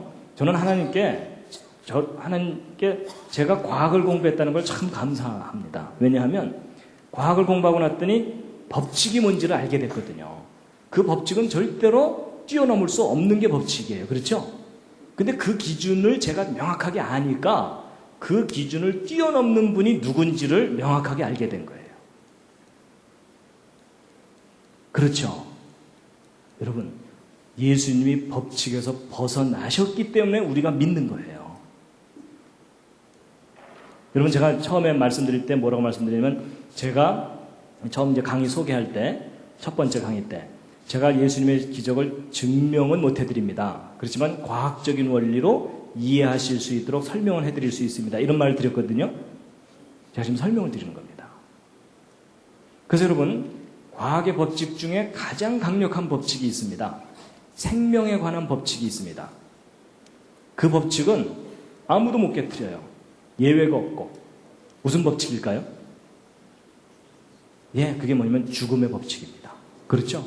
죽음의 법칙. 여러분, 성경에 나오는 기적은요, 보통 미러클이라고 표현되어 있지 않고요, 이적이라고 표현되어 있습니다. 사인이라고. 이 사인이라는 게 과학적인 용어로 바꾸면 에비던스, 증거란 뜻입니다. 그러니까 예수님이 기적을 베푸신 것은 예수님이 창조자이시라는 것에 대한 증거다라는 뜻입니다. 근데 과학의 법칙 중에 가장 강력한 법칙이 죽음의 법칙입니다. 그렇죠? 그럼 제가 예언 하나 해드릴까요? 여러분 다 죽습니다. 그 예언은 반드시 맞아요. 틀릴 리가 없어요. 그렇죠? 여러분 예외가 없다는 게 법칙이라는 거 아시죠? 그래서 저 법칙이에요. 죽음의 법칙. 근데 저 법칙에서 벗어나신 분이 계시는 거예요. 누구죠? 예수 그리스도이세요. 그래서 제가 예수를 믿어요. 어떤 사람은요, 예수님의 기적을 증명해 보라 그래요. 그러면 자기가 믿겠다고. 그럼 여러분 제가 만약에 어느 때라도 죽었다 다시 깨어날 수 있으면은 제가 예수를 믿을 필요가 있을까요? 없을까요? 없어요. 그건 더 이상 기적이 아니잖아요. 그렇죠? 나도 할 수 있는데. 여러분 제가 증명할 수 없으니까 예수를 믿는 겁니다. 그래서 그렇기 때문에 2000년 전에 이 땅에 오셨던 예수님께서 우리에게 너무나 분명하게 하신 말씀이 바로 이 말씀인데 함께 한번 읽으시겠습니다. 시작. 예수께서 가라사대 나는 부활이요 생명이니 나를 믿는 자는 죽어도 살겠고 무릇 살아서 나를 믿는 자는 영원히 죽지 아니하리니 이것을 내가 믿느냐. 여러분 저는 믿습니다. 저는 믿습니다. 아, 이분이 나를 구원하시는 분이구나. 나를 살리실 수 있는 분이구나. 그걸 믿습니다. 자, 그래서 이제 기적에 대해서 말씀드렸고요. 이제 영혼에 대해서 이제 말씀드릴 시간입니다. 예. 계속해도 되겠습니까? 예. 자, 요한복음 3장 3절 말씀인데요. 함께 읽으시겠습니다. 시작.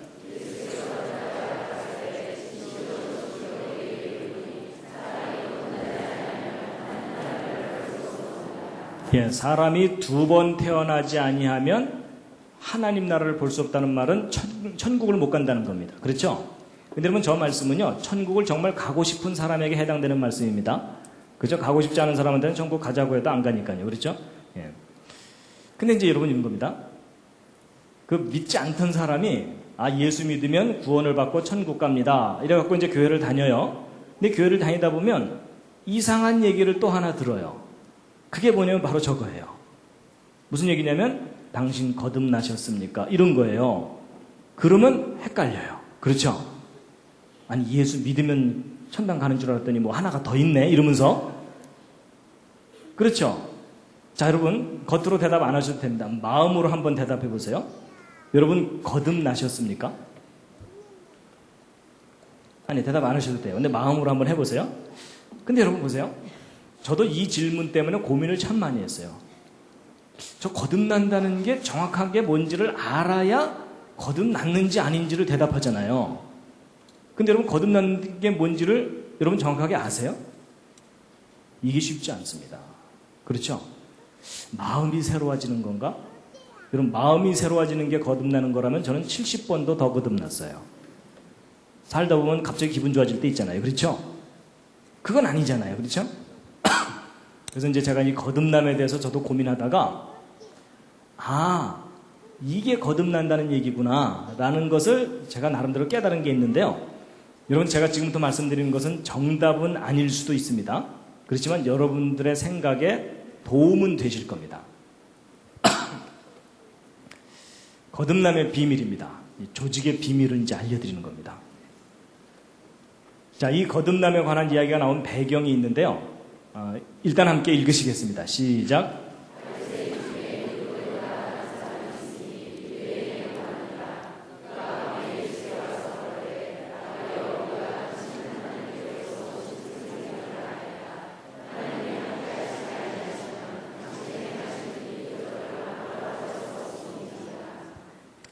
여러분, 그 니고데모라는 사람은 아주 뛰어난 사람입니다. 바리새인이라는 말은 종교적으로 거의 빈틈이 없는 사람이다 라고 말할 정도입니다. 그 다음에 유대인의 관원이라는 얘기는 세상적으로 출세한 거예요. 그렇죠? 여러분, 종교적으로도 세상적으로 다 출세했으니까 우리가 부러워할 만한 모델이 되는 사람이라고 볼 수 있어요. 근데 그 사람이 밤에 예수님께 와갖고, 선생님 참 훌륭한 일을 많이 하십니다, 이런 얘기를 했거든요. 근데 거기에 대해서 예수님께서요, 거기에 대해서는 대꾸도 안 하시고 아주 본질적인 얘기를 그냥 하십니다. 여러분, 예수님께서 이렇게 말씀하시는 걸 보면요, 약하고 좀 일반 대중들한테는 자세하게 차근차근 얘기해 주시는데, 좀 잘난 사람만 만나면 아주 본질적인 얘기를 그냥 해버리십니다. 그렇죠? 그러면서 이제 예수님께서 하신 말씀인데 함께 읽으시겠습니다. 시작. 예수께서 대답하여 가라사대, 진실로 진실로 내게 이르노니 사람이 거듭나지 아니하면 하나님 나라를 볼 수 없느니라. 니고데모가 가로되, 사람이 늙으면 어떻게 날 수 있삼나이까? 두 번째 모태에 들어갔다가 날 수 있삼나이까? 여러분, 예수님께서 네가 두 번 태어나지 않으면 천국을 못 간다 이랬죠? 니고데모가 이제 천국은 가고 싶으니까. 그래갖고 니고데모가 말하기를 뭐라고 말했어요? 일단 니고데모가 알아들었습니까? 못 알아들었습니까? 못 알아들었어요. 그래서 뭐라 그랬냐면, 제가 어머니 뱃속을 다시 들어갔다 나와야 되나요? 이랬죠? 그랬더니 예수님께서 그거야 그러셨나요? 아니에요. 아니라 그러시면서 그 다음에 뭐라고 대답을 하시는데, 그 다음 대답이 알쏭달쏭이에요. 여러분들도 한번 읽어보세요. 시작.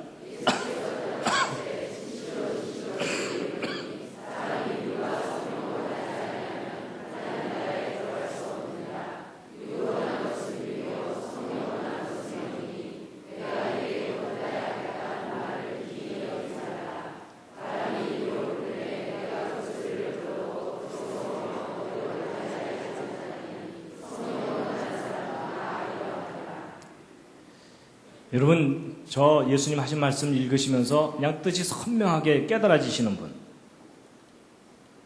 아니 뭐 있을 수도 있습니다. 그렇지만 일반 사람들은 대부분 다 저게 무슨 말인지 혼동이 돼요. 그렇죠? 예수님도 보세요. 내가 내게 거듭나야 하겠다는 하는 말을 이상하게 여기지 말라 이러셨죠? 이상하게 말씀해 놓으시고 나서 이상하게 여기지 말라 그러세요. 그렇죠? 예. 근데 이제 그것에 대해서 또 읽겠습니다. 시작.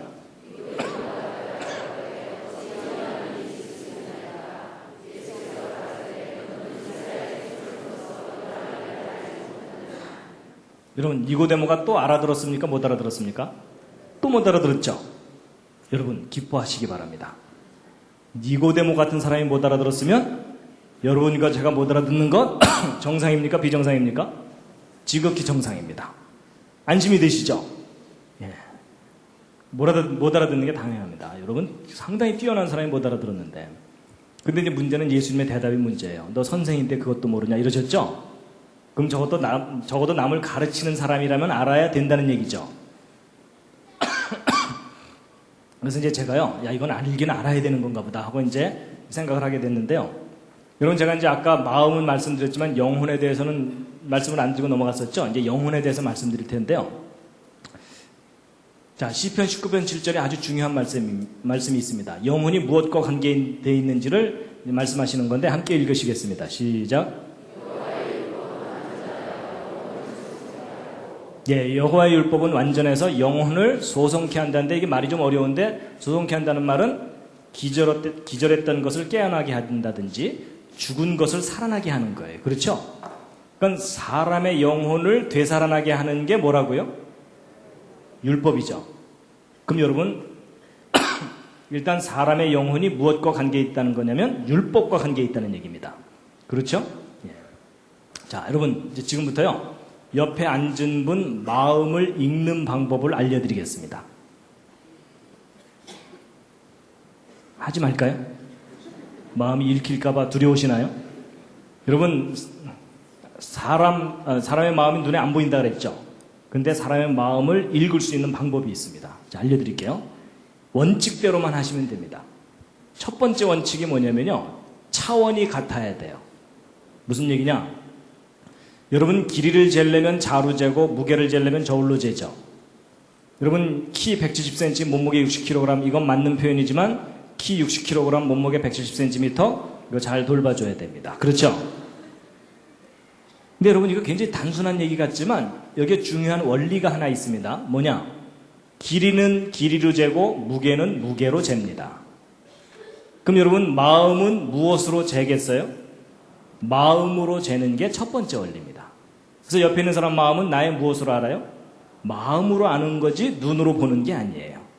자, 두 번째는 뭐냐면요, 질서가 있어야 돼요. 무슨 얘기냐? 여러분, 이 왼쪽 자 오른쪽 자 둘 다 자는 자인데 오른쪽 자가 심각하죠? 오른쪽 자에는 뭐가 없어요? 질서가 없어요. 그렇죠? 여러분, 질서가 있어야만 길이를 잴 수 있는 것처럼 내 마음에 질서가 있어야 다른 사람의 마음을 읽습니다. 무슨 얘기냐? 여러분, 내가 지금 화가 나서 씩씩거리고 있으면 옆에 있는 사람 마음이 읽혀요, 안 읽혀요? 옆에 있는 사람은 몰라요. 그렇죠? 그리고 여러분, 살다 보면 가끔 그런 경우 있잖아요. 나도 요즘 내 마음을 잘 모르겠어, 뭐 이런 경우 있죠? 여러분, 그게 무슨 얘기냐면 지금 내 마음의 질서가 무너져 있다, 그 얘기입니다. 그러니까 나 자신도 모르고 다른 사람 마음은 더더구나 헤아리지 못하고. 맞죠?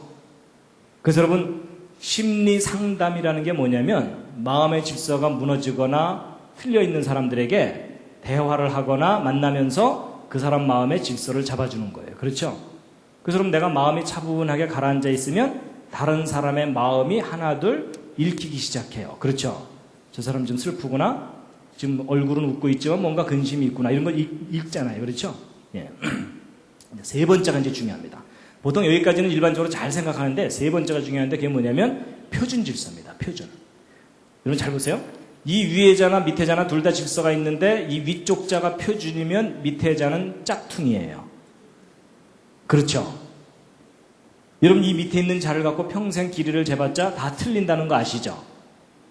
예를 들어 제가 이 앞에 앉은 분 얼굴 크기를 재야 되는데 이걸로 재야 되는데 여기 눈금이 없잖아요. 그래서 제가 이제 여기다 눈금을 딱 그리는 겁니다. 정확하게 세 칸을 정확하게 나눴어요. 근데 문제는 제가 여기다가 1m, 2m, 3m 이런 다음에 이 앞에 앉은 분 얼굴 크기를 재봤더니 3m가 넘어. 뭔가 잘못된 거 아시겠죠? 이게 무슨 얘기냐면 질서라고 다 질서가 아니라 표준 질서가 있다는 얘기입니다. 여러분, 제가 이 앞에 앉은 얼굴 크기를 제대로 재려면 이거 어떻게 해야 되냐면 제가 눈금을 매겨야 되는 게 아니에요. 어떻게 해야 되냐면 국제 표준자 있죠? 국제 표준 규격자에다가 딱 붙여놓고 눈금을 그대로 내려받아야 그때서야 이게 길이를 제대로 잴 수가 있어요. 맞죠? 그때서야 얘가 이제 잘하는 게 되는 거예요. 근데 여러분, 이 원리를 갖고 영혼에 적용시켜 보세요. 여러분, 옆에 앉은 분 영혼을 내가 인식하려면 나의 무엇으로 인식해야 되죠? 첫 번째가 영혼입니다. 그렇죠? 영혼. 근데 내 영혼에 뭐가 있어야 됩니까? 질서가 있어야 되죠? 근데 그 질서 중에서도 무슨 질서요? 표준 질서가 있어야 돼요. 여러분, 표준 질서란 말은 다른 말로 바꾸면 완전한 질서, 절대적인 질서예요. 그렇죠? 그럼 여러분 이 생각을 정리하고 난 다음에 시편 19편 7절을 다시 읽으면 눈에 탁 띄는 글자가 하나 있어요. 다시 한번 읽으시겠습니다. 시작. 여호와의 율법은 완전하여 영혼을 소성케 하고. 여호와의 율법이 어떻다고요? 완전하다는 게 지금 무슨 뜻일까요? 국제표준. 국제표준 정도가 아니라 우주의 표준이라는 얘기입니다. 여러분 영혼 좀 쉽게 이해하면 이런 겁니다. 영어로는 스피릿, 소울 이렇게 얘기하죠. 여러분 혹시 해병대 스피릿 아십니까? 해병대. 여러분 해병대 스피릿을 한마디로 줄이면 뭐죠? 한 번 해병은 영원한 해병. 다 아시죠? 하도 여기저기 붙어 있으니까. 여러분 어떤 사람이 해병대에 들어가서 해병대에서 가르치는 교훈을 이게 너무 마음에 든다 그래서 그냥 평생 해병대를 외치면서 해병대에서 가르치는 것을 자기 삶의 기준으로 삼고 살면 그 사람은 무슨 스피릿을 갖고 사는 걸까요? 해병대 스피릿을 갖고 삽니다.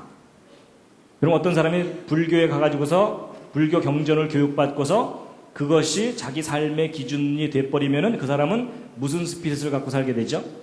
불교적인 스피릿을 갖고 살게 되는 겁니다. 근데 어떤 사람이 성경을 교육받고 성경이 이게 절대적인 진리구나라고 그 질서를 자기 것으로 받아들이고 살면 그 사람은 무슨 스피릿을 갖고 살게 될까요? 성경적인 스피릿을 갖고 사는데 만약에 그 성경이 진리라면 진리의 스피릿을 갖고 삽니다. 그렇죠? 거룩한 스피릿을. 그럼 여러분 보세요. 불교인과 기독교인이 만나서 대화를 하면 스피릿이 통할까요? 안 통할까요? 단답형으로 대답하시면 안 됩니다. 어떤 건 통하고 어떤 건 안 통합니다. 착하게 살자는 통해요. 뭐가 안 통할까요? 구원에 관한 메시지가 안 통해요. 그렇죠? 그래서 그걸 뭐라 그러냐면은 스피릿이 다르다고 얘기합니다. 좀 지금 이해가 되시죠? 자, 그러면 이제 이걸 이제 아셨다면 이제 거듭남에 대해서 이제 다시 돌아와서 얘기합니다. 여러분 거듭난다는 말은 두 번 태어난다는 말이거든요. 그럼 여러분 첫 번째 태어나는 게 있으니까 두 번째 태어나는 게 있는 거죠. 그리고 둘 다 태어나는 것이 비슷하니까 태어난다고 표현했겠죠. 그럼 여러분 두 번째 태어나는 게 뭔지를 정확하게 알려면 첫 번째 태어나는 것을 연구해야 된다는 거 짐작하시겠죠. 자, 여러분과 저는 태어날 때 이 과정을 통해서 태어납니다. 기억나십니까? 그래서 아버지의 정자와 어머니의 난자가 결합이 돼서 이렇게 태어나도록 누가 설계하셨을까요? 하나님이 설계하셨어요. 그렇죠? 그래서 여러분 이런 식으로 태어나는 것이 바로 첫 번째 태어나는 겁니다. 초생이라고 하죠. 그렇죠? 자, 그럼 이제 이 부분을 다시 한번 좀 말씀드리면 이런 겁니다. 여러분 첫 번째 태어난 걸 우리가 알아야 되는데 첫 번째 태어날 때 아버지의 정자와 어머니의 난자인데 여러분 이 정자는요. 이 부분에 유전 정보가 있습니다. 제가 첫날 강의했던. 그리고 여기에 이제 에너지가 있고 꼬리가 이렇게 있어갖고 이 에너지를 이용해서 꼬리로 헤엄쳐서 여기 있는 유전 정보를 이 난자에게 전달하는 것이 최선의 임무입니다. 그렇죠? 근데 이 난자는요. 어찌 보면 그 자체로 거의 완벽한 생명체라고 볼 수 있어요. 그래서 여러분 이 난자는요. 그 자체로 한 평생을 살아요. 그래서 만들어져서 배란이 돼서 끝날 때까지 한 사이클의 삶을 삽니다. 근데 이 난자가 한 사이클의 삶을 사는 동안 어떤 특별한 사건이 일어나지 않으면 이 난자는 그대로 죽어요. 그렇죠?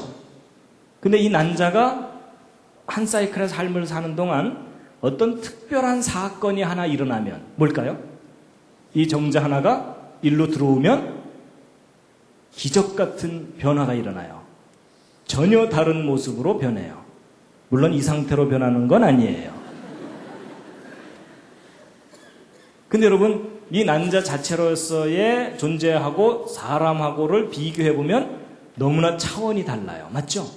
이건 기적이라고 할 정도로 엄청난 변화가 일어납니다. 그렇죠? 그런데 이제 이렇게 해서 태어난 이 사람도 이 난자처럼 또 한평생을 살아요. 그렇죠? 근데 이 사람이 한평생을 사는 동안 어떤 특별한 사건이 일어나지 않으면 이 사람은 이 난자처럼 또 죽어요. 그렇죠? 근데 이 사람이 사는 동안 어떤 특별한 사건이 한번 일어나면 그게 뭘까요? 마치 이 정자가 생명에 관한 정보를 갖고 들어오듯이 어떤 생명에 관한 메시지가 이 사람 속으로 들어가면 그러면 전혀 다른 모습으로 변해요. 그 다음 세상을 가게 돼요. 근데 여러분 뭔가 좀 닮지 않았어요? 그렇죠? 표정이 아닌 것 같다는 표정 드시면 뭔가 닮았죠? 여러분 이 난자는요 이 생명의 정보를 받아들이도록 설계가 돼 있어요. 그래서 이것을 받아들일 수도 있고 안 받아들일 수도 있어요. 선택적으로 받아들여요. 근데 사람도 마찬가지예요. 사람도 외부로부터 어떤 메시지가 있으면 그걸 받아들일 수도 있고 받아들이지도 않을 수도 있도록 설계가 돼 있어요. 여러분 제가요 여러분한테 여러분 잠깐 좀 일어나 주시겠습니까? 이래도 여러분 중에 그 말을 듣고 일어난 분이 있는가 하면 네가 뭔데 뭐 이러면서 안 일어날 수도 있잖아요. 그렇죠? 그런 것 같아요. 그런데 이 난자가 정자를 받아들이면 변하잖아요. 그렇죠? 근데 이 사람도 생명에 관한 메시지를 받아들이면 그 다음 세상으로 가요. 여러분 이게 첫 번째 태어나는 건 분명하죠. 그렇죠? 그렇다면 우리 인간에게 필요한 것은 외부로부터 생명에 관한 메시지가 내 속으로 들어와야 가는 거구나. 여러분 이 난자가 그 자체로 일로 못 가는 거 아시죠? 이게 일로 들어와야만 가죠. 사람도 마찬가지예요. 태어났다고 해서 그냥 천국 가는 게 아니라 바깥에서 뭔가 들어와야 돼요. 근데 이걸 받아들여야 가요. 그래서 제가 이렇게 살기로 했어요.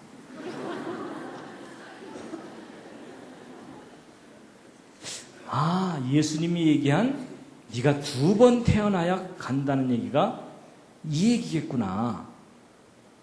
근데 여러분 사람의 말에 위력이 있는 거 아세요? 사람의 말에? 이런 거 우리 실험해 볼 수도 있어요. 예를 들어 이 중에 어느 한 분을 딱 정해놓고 여러분이 매주일 만날 때마다 이분에게 부정적인 얘기를 하는 거예요. 못됐다는 얘기 많이 들으시죠? 뭐 이러면서 악수하는 사람마다 그거 참 사람 뭐 이러면서 그냥 무시하고 이러면요 이분이 몇 주 만에 교회를 안 나와버리면 다행인데 이분이 계속 그래도 끈질기게 계속 교회를 나오면 이분이 이상하게 변하는 거 아시죠? 그렇죠? 아주 부정적인 사람으로 변해버립니다. 잘못하면 자살할 수도 있어요. 그렇죠? 왜 사람들이 나만 미워할까? 이러면서 여러분 우리 사람의 말이에요. 사람을 죽일 수도 있고 그래요. 근데 만약에 여러분들이 짜고서 이분에게 만날 때마다 좋은 얘기를 해드리는 거예요. 어떻게 잘생기셨습니까? 마음씨 좋다는 말 많이 들으시죠? 이러면서 계속 좋은 얘기를 하면은 이분이 어떻게 될까요? 싹 살아나요. 맞죠? 그리고 여러분 어떤 사람이 지나가는 스치는 소리를 한마디 딱 했는데 그게 마음에 딱 걸려갖고서 그냥 삶을 포기하는 그런 경우도 있잖아요. 그렇죠? 여러분 사람의 말도 위력이 있을진데 거룩하신 하나님의 그 말씀이 사람의 영혼을 살리고 죽이는 위력이 있지 않느냐 하는 얘기라는 겁니다. 그럼 결국 무슨 얘기예요? 사람은 영적인 존재이기 때문에 어떤 메시지를 자기가 받아들일 수도 있고 받아들이지 않을 수 있는데 어떤 진리의 메시지를 자기가 정말 마음으로 받아들이면 그 말씀 때문에 그 다음 세상을 간다는 거예요. 하여튼 저는 이렇게 우기고 있습니다. 그래서 여러분 이제 성경 좀 읽고 이제 마칠 텐데요. 요한복음에 이 말씀들이 참 잘 나와 있어요. 요한복음을 쭉 한번 읽어보시면 알지만요. 요한복음의 키워드가 뭐냐면 말씀입니다. 말씀. 기독교는 말씀의 종교라고 하는데 말씀입니다. 자, 함께 읽으시겠습니다. 시작. 태초에 말씀이 계시니라.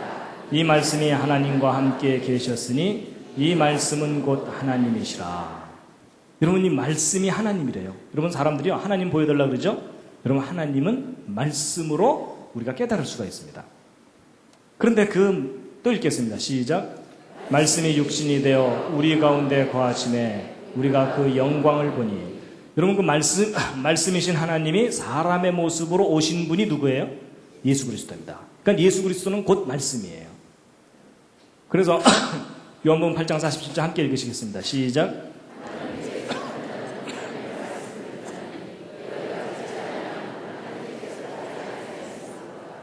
여러분 하나님께서 아주 중요한 기준을 얘기하십니다. 하나님께 속한 사람은 하나님의 무엇을 듣는다고요? 말씀을 듣는다는 겁니다. 이게 교회를 나온다, 헌금 많이 한다 그 얘기가 아닙니다. 가장 기독교의 핵심은 말씀입니다. 눈에도 보이지 않는 그 말씀을 내가 받아들이느냐 아니냐 그겁니다. 그래서 거듭 나옵니다. 시작. 그 말씀이 너희 속에 거하지 아니하니 이는 그의 보내신 자를 믿지 아니함이니라. 여러분, 그의 보내신 자가 창조자 하나님이 우리의 구원을 위해서 보내신 분인데 누구죠? 예수 그리스도죠. 그러니까 예수 그리스도를 믿느냐 안 믿느냐의 기준이 뭐라고요? 그 말씀이 내 속에 살아있느냐 아니냐입니다. 이건 제 얘기가 아니라 예수님의 말씀입니다. 그렇죠? 그럼 그게 무슨 얘기냐면요. 여러분 평생 동안 교회에 그렇게 충성을 하는데도 예수를 안 믿을 수도 있어요. 그 사람은 그 마음속에 예수님의 말씀이 없는 사람입니다. 자기 철학을 가지고 자기의 종교심을 가지고 교회에 충성하는 겁니다. 그렇죠? 근데 겉에서 보기에는 날라리 신자 같아 보이는데 그 마음 중심에는 예수님의 말씀이 있을 수가 있어요. 그렇죠? 근데 하나님은 마음의 중심을 보신다고 하잖아요. 그렇죠? 저는 신앙의 본질이 이렇다고 생각합니다. 우리의 거룩한 행위가 아니라 정말 하나님의 말씀을 진리라고 내가 받아들이느냐 이게 제일 중요하다는 거죠. 그래서 여러분 요한복음 8장 47절에 좀 이상한 상황이 나오는데 함께 읽으시겠습니다. 시작. 나도 너희가 아브라함의 자손인 줄 아노라. 그러나 내 말이 너희 속에 있을 곳이 없으므로 나를 죽이려 하는도다. 여러분 이 부분도 좀 이상한 거예요. 여러분 예를 들어 이런 거예요. 제가 오늘 막 이렇게 강의하다 말고 여러분이 저를 지금 죽이려고 그래요. 이러면은 제가 미친 거죠. 그렇죠? 그럼 여러분은 저 강사 좀 정신이 이상하구나 이렇게 생각하실 거 아니에요? 근데 예수님도 그 비슷한 상황이에요. 이스라엘 사람들하고 얘기하다 말고 지금 너희들이 나를 죽이려고 그래 이랬거든요. 그래서 성경 한번 보세요. 이스라엘 사람들이 정말 예수님한테 아니 우리가 지금 칼과 뭐 창으로 자기를 죽이려는 것도 아닌데 우리가 자기를 죽인다고 얘기하는 거 보니까 저 예수가 미쳤구나 라는 장면이 성경에 나옵니다. 근데 그 얘기는 이제 그 실제로 죽인다는 얘기를 하는 게 아니고요. 이런 겁니다. 여러분 잘 보세요. 여러분 이 난자가 정자를 받아들일 수 있도록 설계가 되어 있잖아요. 근데 이 난자가 정자를 받아들이지 않으면 이 난자 죽죠. 근데 뭐도 죽죠? 이 정자도 죽어요. 그렇죠? 둘 다 죽어요. 그 얘기예요. 여러분 잠깐 일어나십시오 그랬는데 여러분이 아무도 안 일어나요. 그럼 제 말이 살은 거예요? 죽은 거예요? 죽은 거예요. 그렇죠? 근데 제가 여러분 잠깐 좀 일어나 주시겠습니까? 그랬는데 여러분이 막 일어나요. 그러면 제 말이 살은 거예요? 죽은 거예요? 살은 거예요. 여러분 제가 2시간 동안 막 이렇게 강의를 하는데 여러분이 아무도 안 들어. 막 중간에 다 나가고 막 자고 막 하품하고 막 이러면은 제 마음이 어때요? 죽고 싶어요. 왜냐하면 어찌 보면 저의 존재는 제가 하는 말이 저의 존재일 수도 있거든요. 그렇죠? 여러분 부부가 서로 살면서 남편이 자기 말을 평생 동안 한 번도 안 들어줬어요. 그 마음이 어때요? 죽고 싶거나 죽이고 싶어요. 그렇죠? 이건 좀 과격한가요? 근데 뭐 이건 좀 심하게 표현하긴 했지만 사실 그래요. 그렇죠? 근데 예수님이 그 얘기를 하시는 거예요. 내가 너희들에게 너희들을 영원한 생명으로 인도하는 이 말을 너희들한테 하러 왔는데 너희들이 아무도 이 말을 듣지 않으니까 너희들이 나를 죽이려는 거다. 그 얘기를 하시는 거라는 거죠. 그래서 여러분 요한복음 6장 63절 말씀 참 중요한 말씀입니다. 정말 중요한 말씀인데 함께 읽으시겠습니다. 시작. 살리는 것은 영이니 육은 무익하니라. 내가 너희에게 이른 말이 영이요 생명이라. 여러분 여러분 예수 그리스도의 영이 성령이죠. 근데 예수님이 하신 말씀이 영이래요. 그러니까 예수님이 하신 말씀이 곧 성령이라는 거예요. 여러분 저는요 어려서부터 교회 다니면서 성령 받으라 그러면은요 여기가 뜨거워져야 되는 줄로 알았어요. 그래서 여기 언제 뜨거워지나 이랬거든요. 근데 여러분 물론 성령을 받으면 뜨거워지는 현상이 나타날 수도 있지만 아닐 수도 있어요.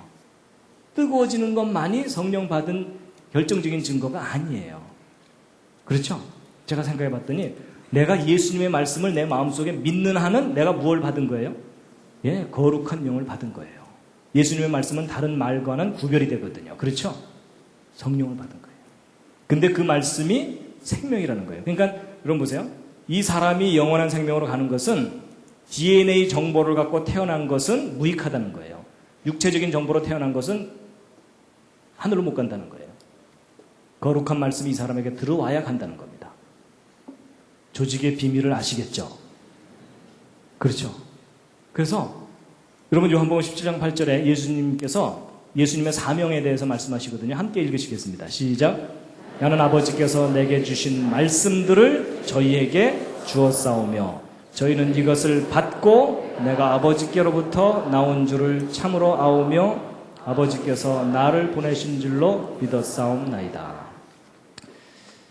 여러분, 저는 하여튼 이렇게 이 창조과학, 성경과학 하면서 참 하나님께 감사를 많이 합니다. 이런 과학을 공부하다 보니까 하나님이 창조하신 과학의 세계와 하나님의 말씀과 뭔가 닮은 게 없나 이걸 이렇게 보게 됐어요. 그러다가 저도 거듭남에 대해서 저도 이해를 못하고 있다가 조금 전에 설명드린 그거 있잖아요. 그죠? 야, 하나님께서 첫 번째 태어나도록 이렇게 하셨다면 그럼 두 번째 태어나는 건 뭘까 하고 보다 보니까 제가 나름대로 이제 깨달은 거예요. 거의 정답 같은데 아닐지도 몰라요. 또 올라가서 혼날지도 모릅니다. 아니었어 임마 뭐 이러실까. 여러분 요한복음 22장 48절 함께 읽으시겠습니다. 시작. 나를 저버리고 내 말을 받지 아니하는 자를 심판할 이가 있으니 곧 나의 한 그 말이 마지막 날에 저를 심판하리라. 여러분 사람은 누구나 다 하나님 앞에 심판받는 걸 두려워합니다. 맞죠? 근데 여러분 두려워하지 마시기 바랍니다. 그 심판에 대해서 여러분이 자신 있을 방법이 있어요. 그게 뭐냐면 심판, 그 말이 심판한다 그랬죠? 저게 무슨 뜻이냐면요. 예를 들면 이런 거예요. 우리가 이제 하늘나라 앞에 하나님 앞에 딱 갔을 때 요즘 그 인터넷에 검색 프로그램 같은 거 있잖아요. 그렇죠? 사람마다 하나님이 검색을 쫙 해보세요. 근데 없네. 뭐가 없다는 뜻일까요? 하나님의 말씀이 그 사람에게 없는 거예요. 그러면 하나님의 반응이 뭘까요? 내가 너를 도무지 알지 못한다. 그렇죠? 근데 하나님 앞에서 쫙 이렇게 해봤더니 그 사람이 하나님의 말씀을 가지고 있어요. 그럼 뭐예요? 네가 나를 알고 내가 너를 안다. 그렇게 얘기해 주는 거죠. 그러니까 제가 이제 천국문 앞에 가서 작전이 뭔지 아세요? 말씀하셨잖아요. 이러면서 버티면 돼요. 무슨 말인지 아시죠?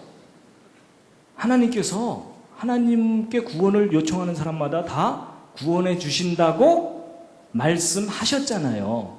제가 그거 믿고 왔기 때문에 저 구원해 주셔야 됩니다. 라고 버티면 주님께서 알았다 들어가라 뭐 이렇게 돼요. 그때 하나님 앞에 가갖고 제가요 새벽 기도를 1년 내내 나왔고요. 이런 얘기 해봐야 소용없는 거 아시죠? 제가 착한 일을 무지 많이 했는데 이래도 소용없어요. 우리가 의지해야 되는 건 하나님이 하신 말씀. 이거 안 변하는 거거든요. 이것만 딱 붙잡고 있으면 통과합니다. 동의하십니까? 네. 제가 작전 다 알려드렸습니다. 네. 시편 1편 말씀입니다. 함께 읽으시겠습니다. 시작. 복 있는 사람은 악인의 꾀를 쫓지 아니하며 죄인의 길에 서지 아니하며 오만한 자의 자리에 앉지 아니하고 오직 여호와의 율법을 즐거워하여 그 율법을 주야로 묵상하는 자로다. 그럼 여기 복 있는 사람은 아파트 100평이 아닙니다. 정말 하나님께로부터는 진짜 복입니다. 그 사람은 악인의 길을 쫓지 않는단 말이 무슨 말이냐면 잘못된 정보를 받아들이지 않는다는 겁니다. 진리의 정보만 받아들인다는 거예요. 하나님께로부터. 그래서 오직 여호와의 율법, 진짜 메시지만 받아들이고 그것을 주야로 묵상한다고 돼 있죠. 묵상이라는 게 뭐냐면 자기 마음속에 그게 있어야 꺼내서 묵상을 하죠. 그렇죠? 그 말씀이 그 속에 들어있는 사람. 그 사람이 진짜 복 있는 사람이라는 거예요. 왜냐하면 영생을 갖게 되거든요. 그래서 요한복음 8장 51절 함께 읽으시겠습니다. 시작. 진실로 진실로 너희에게 이르노니 사람이 내 말을 지키면 죽음을 영원히 보지 아니하리라. 여러분 저 말씀을 믿으십니까? 하여튼 저는 믿기로 했어요. 아 그거구나. 그래서 저는 예수 그리스도께서 우리에게 하신 그 말씀이 천국의 열쇠다. 저는 그렇게 생각합니다. 오 하나님 그 말씀을 저에게 주셔서 감사합니다. 그럼 여러분 이제 거듭남이 무엇인지에 대해서 이제 오늘 나름대로 생각이 정리가 되셨을 겁니다. 예, 다시 한번 읽으시겠습니다. 시작. 예수께서 대답하여 가라사대 진실로 진실로 네게 이르노니 사람이 거듭나지 아니하면 하나님 나라를 볼 수 없느니라.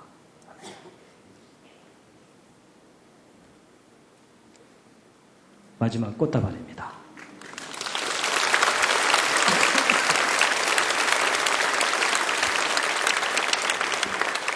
여러분, 이 세상은 변하는데 그 변하는 세상 속에 영원히 변하지 않는 것이 무엇이죠? 하나님의 말씀입니다. 우리를 영원하게 살리는 말씀이고요. 그 다음에 여러분, 이 세상은 참 불완전합니다. 그 불완전한 세상 속에 우리를 거룩하게 하는 것은 무엇일까요? 말씀입니다. 그 말씀이 우리를 거듭나게 하고 우리를 영원한 생명으로 인도합니다. 기도하고 마치겠습니다.